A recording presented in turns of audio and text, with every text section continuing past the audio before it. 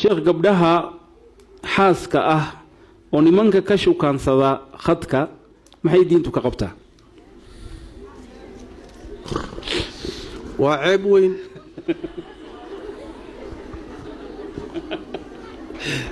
waa ceeb aad u weyn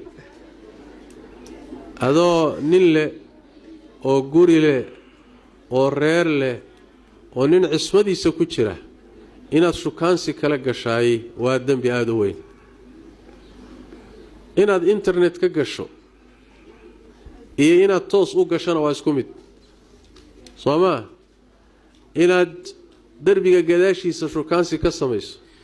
iyo face to face inaad u samaysaay waxba kuma kala duwana u fiirsada xataa wax kale iska dhaaf haweeneyda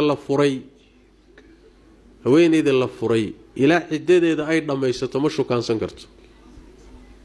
haweeney reer lahoo guri la iska badaa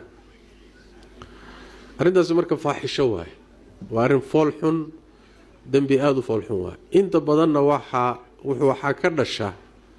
inay guryuhu burburaan dhowr siba way u burburayaan haweeneydan horta guriga leh ee shukaansiga ku jirtaay cuquubaa horta ku imaanoo yacni wax weeyaan ilaahay tabaaraka watacaala ma mooga waa masalada labaadee waxaa ka muuqata kalsooni la-aan ayna gurigeediiyo reerkeeda ku kalsoonayn waa masalada saddexaade waxay u badan tahay ragga waxaa ku jira qaar waraabo ah rag yey-a baa ku jira oo meeshan internetka balaayoo dhan baa dhex fadhida sidii hadda ka horba dhacday qisooyin fara badan bay leedahay iyo dhacdooyin fara badan oo noocaasa mid beenaalo ah oo haamaan ah oo kabacalaf ah ayaa wuxuu isaga dhigahayaa balaayo guri bay leedahay way degan tahay balaayay gashay badweyn bay gashay afkaa loo macaanayn ninkeedii baa loo khadhaadhayn waxaan jirin baa la tusi maalinta dambe waxaa dhici karaysa in ay god ku dhacdo dumar fara badanna way ku dhacday dumar fara badan